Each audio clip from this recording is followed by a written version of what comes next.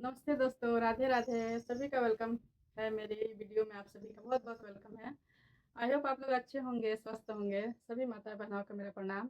आज मैं आप लोग के साथ शेयर कर रही हूँ वट सावित्री की पूजा, जो बहुत अच्छा है घर की सुख शांति के लिए और बच्चों के लिए, पति के लिए जो किया जाता है, ये व्रत किया जाता है। तो आप लोग भी करिए, सभी लोग।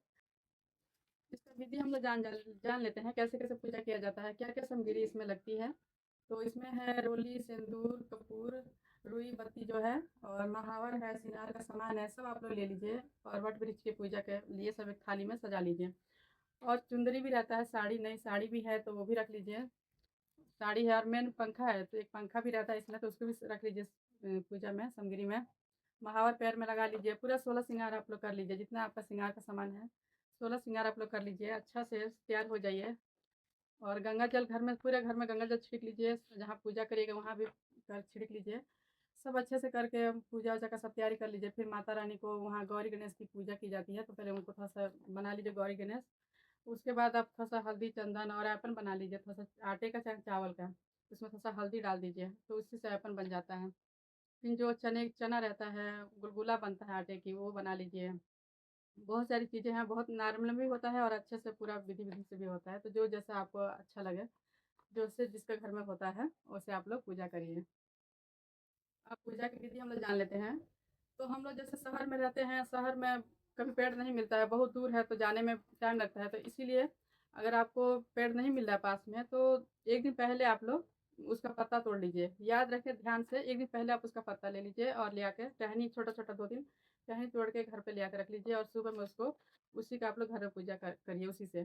क्योंकि हम लोग शहर में रहते हैं तो कहीं नहीं जल्दी मिलता है पेड़, तो नहीं जा पाते हैं। तो इसीलिए एक दिन पहले आप लोग ध्यान से ही घर पे उसको ले आके धो के और अच्छे से उसी को पूजा करिए। उसी में आप कलावा लपेटिए और उसी के नीचे उसके ऊपर चुंदरी चढ़ा दीजिए अच्छा से। फिर उसी पर ऐपन है, सिंदूर है, जितना सामग्री है आप उसको चढ़ा सकती हैं।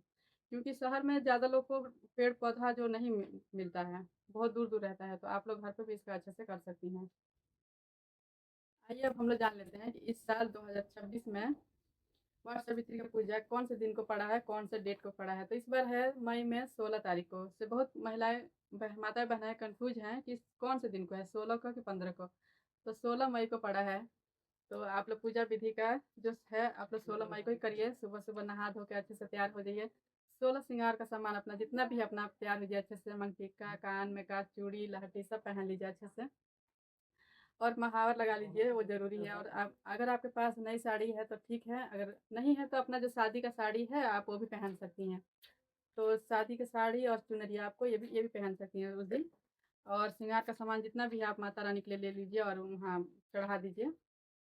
जितना भी सामान आपके पास है श्रृंगार का, 16 श्रृंगार जितना भी है आप माता रानी के अर्पित कर दीजिए। और घर की सुख शांति के लिए पूजा बहुत अच्छा है, पति के लिए, बच्चों के लिए। अब हम लोग जान लेते हैं कि पूजा का मुहूर्त कब से और कब तक है। तो सुबह सुबह 5 बजे से लेकर रात में 11:30 बजे तक मुहूर्त बहुत अच्छा है, तो आप लोग पूजा अच्छे से कर लीजिए इसमें। और उस दिन शनिवार का दिन है, बहुत अच्छा दिन है। शनिदेव का पूजा भी होता है उस दिन। पीपल के पेड़ के नीचे जल दिया जाता है, शाम को दिया जलाए जाते हैं। तो ये एक और अच्छी बात है कि उसी दिन पड़ा है ये पूजा। तो आप लोग शनिवार के दिन शनिदेव का भी पूजा आप लोग कर सकती हैं। तो इसलिए आप लोग जितना हो सके उस दिन अच्छे से आप लोग तैयार हो जाइए और पूरा 16 श्रृंगार करिए। जो आपको अच्छा लगे उतना आप पहनिए, ओढ़िए, जितना सामग्री आपके पास है। और शनिदेव को भी आप पूजा कर सकती हैं। अमावस्या के दिन पड़ा है, उस दिन अमावस्या भी है। एक और बात, अमावस्या भी उस दिन पड़ गया है, इतना अच्छा शुभ दिन है। और घर की सुख शांति के लिए मैं भी पूजा करती हूँ। और मैं भी चाहती हूँ कि आप लोग भी करिए अच्छे से ये पूजा। सबको सब अच्छा रहे, सब सुहागिन माताएं बहनें स्वस्थ रहें, अच्छे रहें। सभी से यही उम्मीद करती हूँ। सभी को राधे राधे। उस दिन निर्जला व्रत किया जाता है। आप लोग सुबह स्नान आदि करके अच्छे से स्वस्थ होकर पीला चाहे लाल साड़ी पहन लीजिए। और 16 श्रृंगार अपना करके अच्छे से तैयार होकर बरगद के पेड़ के नीचे जो सामान है अपना ले जाइए, सब उठाकर वहीं पर बरगद के पेड़ के नीचे थोड़ा सा साफ सफाई कर लीजिए। और साफ को करके वहाँ पर जितनी पूजा के सामान आप लोग जड़ में माता को चढ़ाइए। सब चढ़ा उढ़ा के और उसमें परिक्रमा करना रहता है। या तो 7 बार या तो 11 बार रक्षा सूत्र जो रहता है उसको लपेटा जाता है। तो आप लोग चाहे 7 बार लपेटिए चाहे 11 बार, उसमें करके आप लपेट लीजिए। और हाँ, एक बाँस का पंखा भी उस पूजा में रहता है, तो आप लोग वो भी ले लीजिए। तो बाँस के पंखे को पूजा वूजा करके और उसको थोड़ा हल्का जड़ में आप लोग उसको थोड़ा हिला घुमा दीजिए। पूजा विधि का एक नियम है कि पंखा भी होना चाहिए पूजा में। तो एक बाँस का पंखा भी आप लोग ले लीजिएगा उसमें। और अच्छे से अपना जो है चढ़ा के और 7 परिक्रमा भी आप लोग लगा लीजिएगा। अब आप लोग पूजा वूजा करके अच्छे से और कथा सुन लीजिए, कथा बैठ के सुन लीजिए अच्छे से। और कथा जब समाप्त हो जाए, कथा समाप्त होने के बाद उसमें जो जल है वट वृक्ष के पेड़ के जल में जल जल डाल दीजिए। जल डाल के उसके बाद आप लोग पूजा आरती कर लीजिए। आरती के बाद जो है ये आम का जो लकड़ी है उससे हवन कर लीजिए। आम की लकड़ी से हवन करके आप लोग पूजा समाप्त कर लीजिए। और जो आपके पास बड़े बुजुर्ग लोग हैं उनको प्रणाम कर लीजिए अच्छे से।